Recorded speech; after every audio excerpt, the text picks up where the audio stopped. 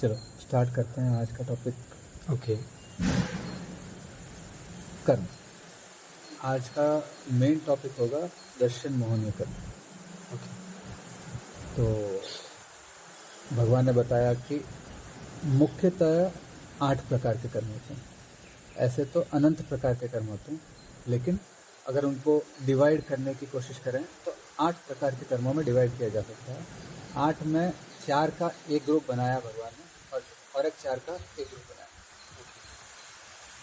First group को उन्होंने बोला घातीय कर्म और सेकंड ग्रुप को उन्होंने बोला अघातीय कर्म। अब फर्स्ट ग्रुप घातीय कर्म इसलिए बोला कि उनका आत्मा की क्वालिटीज के ऊपर घात होता है, मतलब आत्मा की क्वालिटीज को वो फ्री होने से रोकता है, डैमेज करता है। हाँ, और इसीलिए उनके ऊपर हम मनुष्य भाव में प्रयास करके घात कर सकते हैं, मतलब उनको हम हटाकर आत्मा को फ्री कर सकते हैं। दोनों तरफ से इक्वल रूल है प्रकृति का।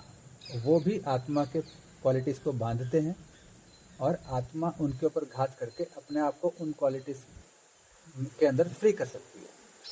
तो 4 घातीय कर्म हैं और 4 अघातीय कर्म है। अघातीय कर्म का मतलब उनका जुड़ाव शरीर और बाहरी परिस्थितियों से है। अच्छा। उनका आत्मा के मुख्य गुणों पे किसी भी प्रकार का आक्षेप नहीं है, किसी भी प्रकार का बंधन उनकी वजह से आत्मा के मुख्य गुणों पे नहीं होता। तो वो फिर किस चीज़ को अफेक्ट करते हैं? वो शरीर के बनावट को अफेक्ट करेंगे, बाहर से आने वाली परिस्थितियों की अनुकूलता या प्रतिकूलता को अफेक्ट करेंगे। ओके। जैसे अगर मैं अघातीय कर्मों के नाम लूँ तो ये है कि आयुष्य कर्म। आयुष्य कर्म से आपका शरीर का आयुष्य कितना होगा ये मुख्यतया डिसाइड होता है। शॉर्ट में समझने के लिए डिटेल में बहुत कुछ समझ सकते हैं, उसके लिए अलग वीडियो जब होगा आयुष्य कर्म का तब समझेंगे। नाम कर्म, गोत्र कर्म और वेदनीय कर्म। ये जैन धर्म में एक मिसअंडरस्टैंडिंग हो गई है कि वेदनीय कर्म घातीय है या अघातीय है।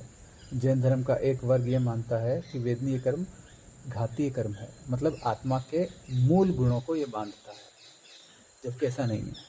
भगवान ने क्लियर से बताया है कि वेदनीय कर्म अघातीय कैटेगरी का है। ओके। ऐसे बहुत से संप्रदाय हैं जैनों में, वो ये मानते हैं कि अंतराय कर्म अघातीय है और वेदनीय कर्म घातीय है, जबकि अंतराय कर्म घातीय कर्म है और वेदनीय कर्म अघातीय कर्म। मतलब अघातीय कर्मों को अलग अलग क्यों क्लासिफाई किया, अघातीय कर्म अलग और घातीय कर्म अलग क्यों बताया भगवान ने, कि आपका पूरा फोकस, पूरा ध्यान घातीय कर्मों के नाश पे होना चाहिए। अपने आप को घातीय कर्मों के बंधनों से मुक्त करने की तरफ आपका पूरा जोर, पूरा पुरुषार्थ, पूरा ध्यान होना चाहिए, क्योंकि अघातीय कर्मों को आप चाह कर भी टाइम से पहले नहीं मिटा सकते। तो इसको टोटली इग्नोर कर सकते और अघातीय कर्म आपको बांधते भी नहीं। अच्छा। तो इसीलिए उनको ज़्यादा ध्यान देने की, उनके ऊपर ज़्यादा कंसंट्रेट करने की ज़रूरत नहीं है। करेक्ट, उनको सिर्फ समझ लें तो काफ़ी है। उनको निर्जरित करने की ज़्यादा कोशिश करने की ज़रूरत नहीं है। तो जो भी प्रयोग होगा वो इन घातीय कर्मों पे होगा। और इन 4 घातीय कर्मों में, जो कि ज्ञानावरणीय, दर्शनावरणीय, मोहनीय और अंतराय, ये 4 कर्म होंगे। इन 4 कर्मों में सबसे कर्मों का राजा किसको बताया, मतलब सबसे मुख्य जो कर्म है, वी कैन से कि वे हेड विलन। अगर सेना है तो सेना में सेनापति कौन है? वो है वेदनीय कर्म। सॉरी, वो है मोहनीय कर्म। ठीक है, अब मोहनीय कर्म क्या है ये भी समझेंगे, लेकिन मोहनीय कर्म के पहले भेद समझ लेते हैं। मोहनीय कर्म के 2 भेद होते हैं। ये 2 भेद क्यों बताए? क्योंकि एक भेद अलग स्टेज पर क्लियर होता है और दूसरा भेद अलग स्टेज पर क्लियर होता है। तो आत्मा की जो जर्नी होती है परमात्मा बनने की तरफ, आत्मा से परमात्मा बनने की तरफ, या फिर आत्मा को मिटाकर परमात्मा को प्राप्त करने की जो जर्नी होती है, उस जर्नी में दर्शन मोहनीय नाम का जो मोहनीय का भेद है वो बहुत पहले क्लियर होता है चौथे गुण स्थानक पे। और दूसरा जो भेद है चारित्र मोहनीय, वो आगे जाके बहुत आगे के गुण स्थानक में क्लियर होता है। ओके। इसीलिए दर्शन मोहनीय को अलग कैटेगरी में रखा और चारित्र मोहनीय को अलग कैटेगरी में रखा है। दोनों मोहनीय कर्म के भाग। ठीक है, तो कर्म दो प्रकार के, घातीय अघातीय। घातीय कर्म में 4 प्रकार के कर्म आते हैं। 4 में से सबसे इंपॉर्टेंट है मोहनीय कर्म। और मोहनीय कर्म के 2 भेद हैं, घातीय सॉरी दर्शन मोहनीय और चारित्र मोहनीय। अब हम समझेंगे कि मोहनीय कर्म होता क्या है। मोहनीय कर्म ऐसा होता है, मोहनीय कर्म कौन से शब्द से बना हुआ है? मोह। मोह का मतलब क्या है? मोह का मतलब होता है मूर्छा। मूर्छा का मतलब होता है डेल्यूजन। इंग्लिश में इसका मीनिंग करते हैं इल्यूजन, डेल्यूजन। मतलब जब भी आप किसी चीज़ को, जब भी आप किसी परिस्थिति को, जब भी आप किसी पर्सन को देखते हैं, तो देखने का आपका एक नज़रिया ऑलरेडी बना हुआ रहता है और उस नज़रिए की वजह से ही आपको वो चीज़, वो परिस्थिति, वो पर्सन उस ढंग का दिखता है जैसा वो है नहीं। आप रियलिटी को नहीं देख पाते। जैसे एक पुरुष को स्त्री अलग ढंग की दिखेगी और एक स्त्री को स्त्री अलग ढंग की दिखेगी। आपके सामने एक स्त्री खड़ी है, तो पुरुष को स्त्री अलग ढंग की दिखेगी और स्त्री को स्त्री अलग ढंग की दिखेगी। करेक्ट? ये क्यों होता है? क्योंकि पुरुष का देखने का नज़रिया अलग है, उसके अंदर मोह है, और स्त्री का देखने का नज़रिया अलग है। बराबर? जिसको पैसे का मोह ज़्यादा है उसको पैसा अलग ढंग से अट्रैक्ट करेगा, जिसको पैसे का मोह कम है उसको पैसा अलग ढंग से अट्रैक्ट करेगा। तो पैसे का नज़रिया देखने का, पैसे को फील करने का नज़रिया दोनों का अलग अलग होगा। इस नज़रिए के मूर्छा को, डेल्यूजन को हम लोग बोलते हैं मोहनीय कर्म। ठीक है, तो अगर हम दर्शन मोहनीय कर्म को समझने जाएं तो वो हमारी दर्शन शक्ति को मोहित करता है। दर्शन शक्ति मतलब क्या? हमारे सोचने की, नज़रिया फॉर्म करने की शक्ति। हमारा जो सोचने का नज़रिया है, अगर वो ही मोहित हो जाए तो फिर हमारी पूरी ज़िंदगी मोहित हो जाती है। जैसे कोई इंसान अगर बोले कि भाई समाज में नाम कमाना ही सर्वोपरि है, ज़िंदगी का लक्ष्य है, तो उसका पूरा जीवन, पूरी कोशिश हर पल उसी में चली जाएगी। अब क्या हो गया? ये सच था क्या कि समाज में नाम करने से ही जीवन सफल हो जाता है? ये सच था? नहीं था।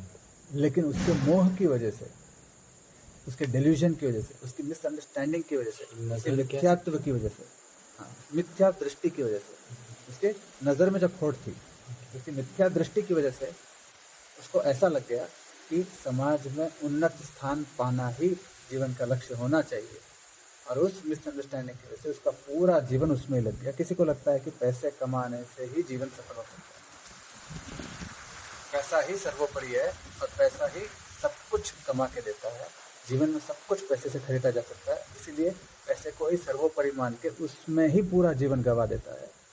तो ये भी एक तरह का मिथ्यात्व हुआ, ये भी एक तरह की मिथ्या दृष्टि हुई। इसको हम कहते हैं दर्शन मोहनीय कर्म।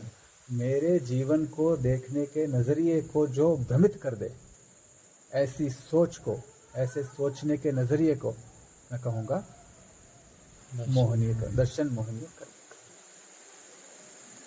बराबर?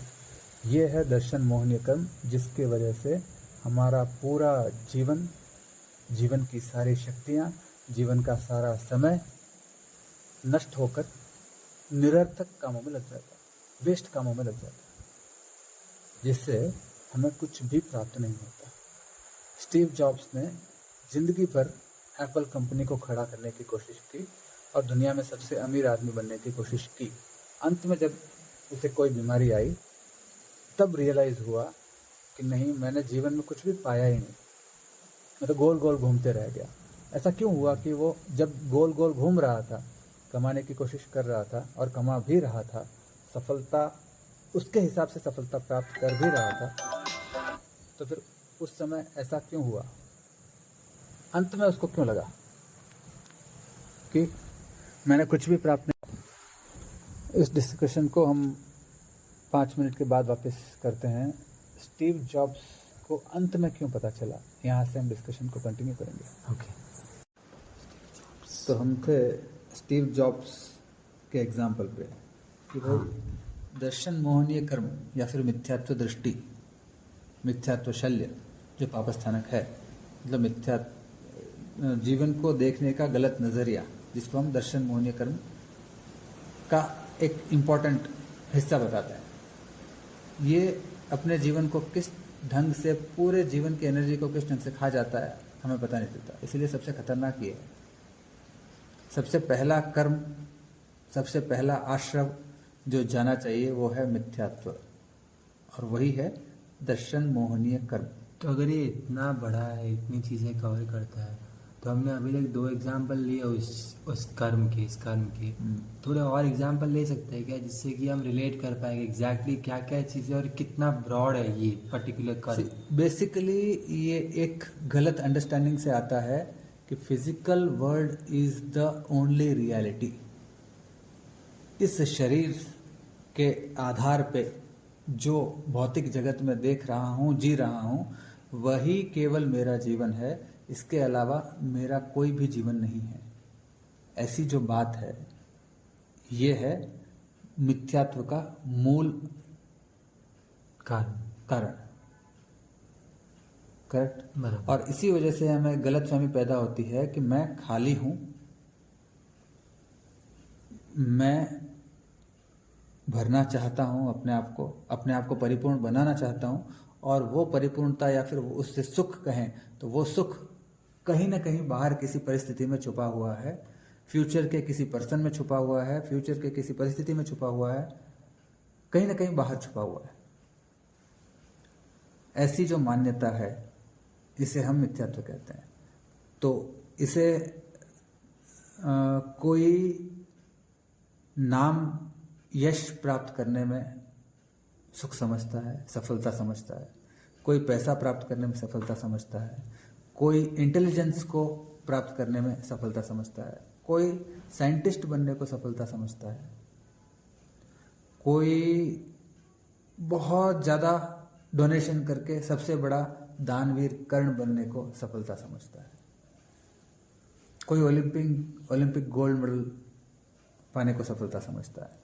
मैं ये नहीं कहता कि इन सबको सफलता समझना गलत है, लेकिन इन सबको जीवन का आधार बना के जीना जीवन का अनमोल समय लेके चला जाता है, और इस वजह से हम जीवन की गहरी सच्चाइयों को जानने से वंचित रह जाते हैं। इससे बड़ा पाप और क्या होगा? अगर कोई पूछे ज्ञानियों को कि सबसे बड़ा पाप कौन सा, तो वो एक ही चीज़ बोलेंगे, सबसे बड़ा पाप है दर्शन मोहनी, मिथ्यात्व। ओके। सबसे बड़ा पाप wrong understanding about life. Because जब तक आप रॉन्ग अंडरस्टैंडिंग अबाउट लाइफ को ठीक नहीं करेंगे, तब तक आप किसी भी हैबिट को ठीक कर लें, कोई काम नहीं आने वाला। कितने भी इंटेलिजेंट हो जाएं, काम नहीं आने वाला। क्योंकि अगर आपने बस ही गलत पकड़ ली है, तो आप बस में कितनी अच्छी सीट पे बैठे हैं, कितने अच्छे से बैठे हैं, कितने सभ्य तरीके से बैठे हैं, ये कुछ भी मैटर नहीं करेगा, क्योंकि बस तो आपको रॉन्ग डायरेक्शन में लेके जा रही है। तो खत्म हो गया, बात ही खत्म हो गई। तो इसका मतलब ये है कि मतलब हमको ये टोटली नहीं करना चाहिए, या फिर इस चीज़ों को अपना एंड गोल नहीं बनाना चाहिए?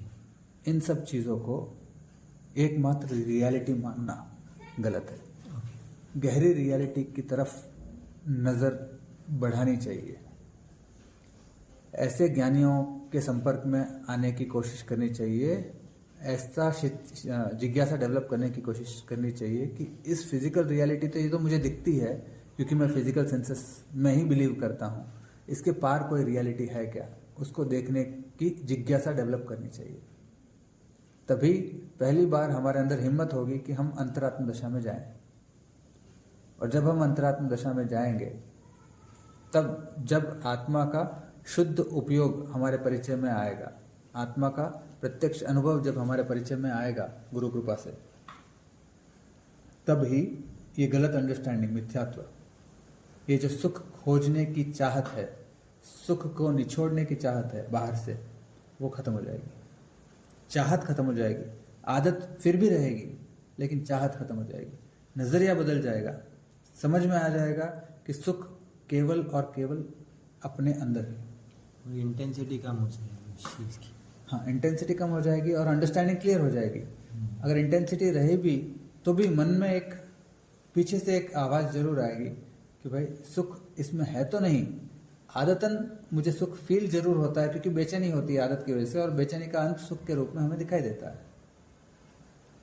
तो दर्शन मोहनीय कर्म को अंडरस्टैंडिंग यानी बोध उसका क्षय करता है। बोध दर्शन मोहनीय का क्षय करता है।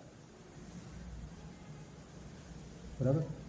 बोध का मतलब अंडरस्टैंडिंग। कर्म मोहनीय भेद बे दर्शन चारित्र नाम हणे बोध वितरागता अचूक उपाय आम। श्रीमद् राजचंद्र जी ने आत्मसिद्धि की एक गाथा में कहा कि कर्म मोहनीय के दो भेद होते हैं, दर्शन और चारित्र। दर्शन मोहनीय और चारित्र मोहनीय। दर्शन मोहनीय का क्षय कौन करता है? बोध। तो उस दर्शन मोहनीय कर्म के बारे में आज हम बात कर रहे हैं। जब तक कोई भी व्यक्ति धर्म के सफर में, स्पिरिचुअलिटी के सफर में मिथ्यात्व को खत्म न कर दे, तब तक उसके दूसरे किसी भी धार्मिक कार्य का कोई भी मतलब नहीं गिना जा सकता, उसको धर्म का नाम नहीं दिया जा सकता। क्योंकि सबसे प्राइमरी है दर्शन मोहनीय को क्लियर करना। आपका जब तक नजरिया ही नहीं बदलेगा तो आप हर चीज को अपने अहंकार को पोषित करने के लिए करेंगे। आप पूजा करेंगे लोगों को दिखाने के लिए और खुद को जताने के लिए कि भाई मैं रोज पूजा करने वाला बहुत अच्छा आदमी हूं।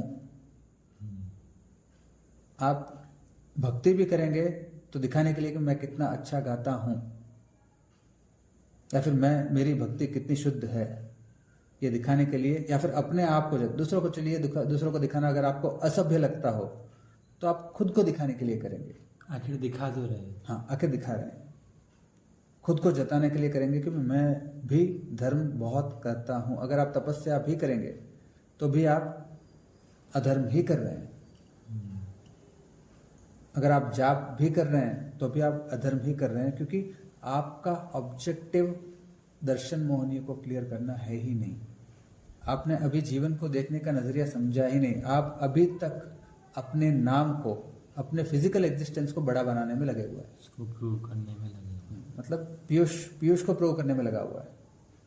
आत्मा पीयूष को प्रूव करने में लगी हुई है, पीयूष को बड़ा बनाने में लगी हुई है। पीयूष का नाम हो गया तो उसको लगेगा कि पीयूष सक्सेसफुल हो गया, मैं सक्सेसफुल हो गया। पीयूष का नाम अगर मिट्टी में मिल जाएगा तो उसको लगेगा कि मैं खत्म हो गया। पीयूष को अनुकूल परिस्थितियां मिल गई तो उसको लगेगा कि मैं सफल हो गया। पीयूष को प्रतिकूल परिस्थितियां मिल गई तो उसको लगेगा कि मैं विफल हो गया। पीयूष सीए फाइनल में पास हो गया तो उसको लगेगा कि मैं सफल हो गया। पीयूष सीए फाइनल में अगर फेल हो गया तो उसको लगेगा कि मैं विफल हो गया। तो हर चीज अपने नाम को, अपने अहंकार को बड़ा करने में लगा दी जाएगी। पूरा जीवन इसमें लगा दिया जाएगा और स्टीव जॉब्स को पता तक नहीं चलेगा, सिकंदर को पता तक नहीं चला कि पूरा जीवन वो ऐसी चीज को जीतने की कोशिश करता रहा जो जीतने से कुछ भी हासिल नहीं हो सकता। अंत में पता चला कि पूरी दुनिया जीत के भी कुछ नहीं जीत पाया। स्टीव जॉब्स को पता चला तो सिकंदर ने क्या किया, अपने सिपाहियों को बुलाया और कहा कि जब मैं मरूं, अब मैं मरने वाला हूं, जब मैं मरूं तो मेरी जो कॉफिन बनेगी, ताबूत, उसमें मेरे हाथ को बाहर रखना, ताकि लटकते हाथ जब देखेंगे लोग तो लोगों को ये पता चलेगा कि सिकंदर को भी खाली हाथ जाना पड़ा। और जो मेरे कॉफिन को उठाएंगे वो मेरे जो डॉक्टर्स हैं जो मुझे नहीं बचा पाए वो उठाएंगे, ताकि लोगों को ये मैसेज जाए कि इतने बड़े डॉक्टर्स होते हुए भी सिकंदर को मरना पड़ा। वो अपनी राजधानी भी वापस नहीं जा पाया। कम से कम सिकंदर ने मरते हुए ये काम किया कि भाई दुनिया जीत के मुझे कुछ नहीं मिला, एटलीस्ट सबको इन्फॉर्म किया। स्टीव जॉब्स ने अपनी किताब में भी एक मैसेज दिया कि मैंने इतना सब कुछ प्राप्त करके भी कुछ भी प्राप्त नहीं किया, जो प्राप्त करने लायक था जीवन में वो तो रह ही गया, और मिथ्यात्व की वजह से पूरी जिंदगी में कोलू के बैल की तरह उधर ही चक्कर लगाता रहा, और मुझे लगता रहा कि मैं आगे बढ़ रहा हूँ। मिथ्यात्व कैसा रहता है? कोलू के बैल के जैसा रहता है कि इसको राउंड घूमने पे मजबूर कर दिया जाता है। उसको लगता है कि वो अचीव करते जा रहा है, आगे बढ़ते जा रहा है, वो वहीं पे घूम लेकिन वो वहीं पे घूम रहा है, कहीं पे भी नहीं जा रहा है, वो वहीं पे घूम रहा है, उसका सफर कहीं पे भी आगे बढ़ ही नहीं रहा है। तो एक्टर समझता है कि बड़ा एक्टर बनने में सफलता है, हर कोई समझता है कि भाई उनके नाम को, उनके पद को बड़ा करने में सफलता है। कोई समझता है कि भोग करने में सफलता है, जितना ज़्यादा भोग कर सकेंगे, जितना ज़्यादा चीज़ों को भोग कर सकेंगे। जैसे कि गर्मी आई तो ठंडा होना चाहिए, घर एसी लगाओ, सर्दी आई तो गर्म रहना चाहिए, हीटर लगाओ। हर चीज़ को अपने अनुकूल बना के अनुकूलताओं का भोग करने में जीवन समझा जाता है। तो जीवन भर अलग अलग नई नई कार इकट्ठा करते जाते हैं, कारों का कलेक्शन करना सफलता प्राप्त करने जैसा लगता है। तो जिस चीज़ को भी आप जीवन की सफलता का नज़रिया देंगे वो मिथ्यात्व हो जाएगा। नई नई चीज़ें एक्सपीरियंस करना वो भी हाँ। लगता है किसी किसी। हाँ, कोई कहता है कि भाई भगवान सब कुछ देते हैं, बच्चा भी भगवान देंगे, नौकरी भी भगवान देंगे, सब कुछ देंगे, वो भी मिथ्यात्व है। क्यों? क्योंकि भगवान आखिर तो मान तो वही रहे हैं कि बाहर की जिंदगी जो फिजिकल वर्ल्ड है, जो जिसको हम भौतिक जगत बोलते हैं, वो भौतिक जगत ही सत्य है। आखिर मान्यता झूठी है, क्योंकि भौतिक जगत एक छोटा सा सत्य है, बराबर। इररिलेवेंट ट्रुथ है। तो उस ट्रुथ में अगर भौतिक जगत में हमें जीने का मौका मिला है तो हमें वहाँ पे सम्यक ढंग से जीकर आंतरिक जगत को समझना है। वो समझने के लिए एक मौका है, ये जीवन को देखने का सही नज़रिया है। तब हमारा हर काम, हर कर्तव्य, हर चीज़ जो हम कर रहे थे पहले से उसी तरह से करेंगे, लेकिन हमारा नज़रिया अलग रहेगा कि हमें अंदर जाना है, हमें अंतरात्म दशा में जाना है। जो जीव दर्शन मोहनी को समझने लगता है वो फिर अंदर की तरफ मुड़ना स्टार्ट करता है। वो फिर प्रेम में भी गहरी चीज़ों को जानने की कोशिश करता है। वो फिर बिजनेस में भी गहरी चीज़ों को जानने की कोशिश करता है। वो फिर प्रकृति में भी गहरी चीज़ों को जानने की कोशिश करता है। हर चीज़ में उसकी खोज हमेशा सत्य की तरफ रहती है कि इसके पीछे सत्य क्या है, इसके पीछे जो गहरा सत्य है वो क्या है। और अंत में वो पाता है कि गहरा सत्य एक है कि भाई मैं, डिस्टर्बेंस के लिए माफ़ कीजिएगा, लेकिन अंत में वो इस सत्य को जान लेता है कि मेरा जीवन परमात्मा को जानने का एक मौका था। ये जीवन जो मुझे मिला था ये मेरा एकमात्र जीवन नहीं है, ये जीवन एक मौका है उस महाजीवन को जानने का, परमात्मा को जानने का, और यही जीवन को देखने का सही नज़रिया है। जब मौत करीब होती है तब ये जानने में आता है, मतलब जो चीज़ इन चीज़ों में अटका हुआ, जो पर्सन इन चीज़ों में अटका हुआ रहता है उसके लिए। हाँ, अटका होता है तो उसको मौत पे पता चलता है। अच्छा। लेकिन जो जागा हुआ है, हाँ। जो जागने की कोशिश कर रहा है उसको पहले ही पता चल जाता है। हाँ। तो वो अपने जीवन को उपयुक्त बना सकता है सत्य को जानने के लिए। बराबर। और सत्य क्या है कि मैं आत्मा हूँ, हर जीव परमात्मा का अंश, परमात्मा स्वरूप आत्मा है, जानती नहीं है, इसीलिए अपने आप को खाली फील करती है। लेकिन अगर जिस दिन वो जान जाए तो परमात्मा जितने संपूर्ण हैं उतने ही संपूर्ण हम भी हैं, हर कोई जीव है। इस सत्य को गहराई से वो जान लेगा। बराबर। और जब अनुभव कर लेगा तो उसके अंदर का सारा खालीपन उसी वक्त खत्म होता हुआ फील होगा। फिर कभी बोधपूर्वक बाहर से कुछ सुख प्राप्त करने की वो कोशिश नहीं करेगा, आदतन करेगा। उसको हम चारित्र मोहनीय कहते हैं।